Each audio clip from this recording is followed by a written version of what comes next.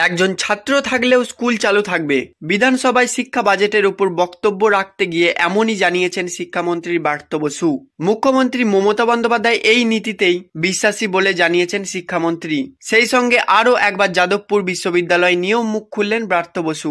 মঙ্গলবার শিক্ষা বাজেট নিয়ে বিধানসভায় বক্তব্য রাখতে উঠেছিলেন শিক্ষামন্ত্রী ব্রাত্য বসু। তখনই তিনি জানিয়েছেন, ছাত্র ছাত্রীরা যাতে তাদের বাড়ির কাছে স্কুলে পড়তে পারে, রাজ্য সরকার সেদিকে লক্ষ্য রাখে। একজন ছাত্র বা ছাত্রী যদি কোনো স্কুলে থাকে, তাকে পড়ানোর দায়িত্বও রাজ্যের। 2011 সালে রাজ্যে তৃণমূল নেতৃত্বাধীন সরকার ক্ষমতায় আসার পর থেকে শিক্ষাক্ষেত্রে রাজ্যে যত কাজ হয়েছে তার বিস্তারিত বিবরণ গতকাল বিধানসভায় তুলে ধরেছিলেন ব্রাত্য বসু। সেই সঙ্গে সংক্ষিপ্ত ভাষণে গতকাল ফের একবার যাদবপুর বিশ্ববিদ্যালয়ের প্রসঙ্গ তোলেন শিক্ষামন্ত্রী। ব্রাত্য বসু জানিয়েছেন, যাদবপুর বিশ্ববিদ্যালয়ে এমন এসএফআই আছে, তেমনি অন্যান্য বামপন্থী সংগঠনও রয়েছে। তার কথায় যাদবপুরে গেলেই ঝাঁপিয়ে পড়বে, এটাও তো কাম্য নয়। এবিভিপি থাকবে, তেমনি টিএমসিপি থাকবে। এসএফআই এর থাকাতেও কোনো সমস্যা নেই। এই গণতান্ত্রিক পরিবেশেই আমাদের সরকার বিশ্বাস করে। সম্প্রতি যাদবপুর বিশ্ববিদ্যালয়ে গিয়ে নজিরবিহীন বিক্ষোভের মুখে পড়তে হয়েছিল শিক্ষামন্ত্রী ব্রাত্য বসুকে। তার গাড়ি ঘিরে চলে প্রবল বিক্ষোভ। যাদবপুর বিশ্ববিদ্যালয়ে বামপন্থী সংগঠনের সদস্যরা ব্রাত্য বসুকে চূড়ান্ত হেনস্থা করেছেন বলে অভিযোগ ওঠে। কার্যত ওই সেই ঘটনাকে কেন্দ্র করে রণক্ষেত্রের চেহারা নিয়েছিল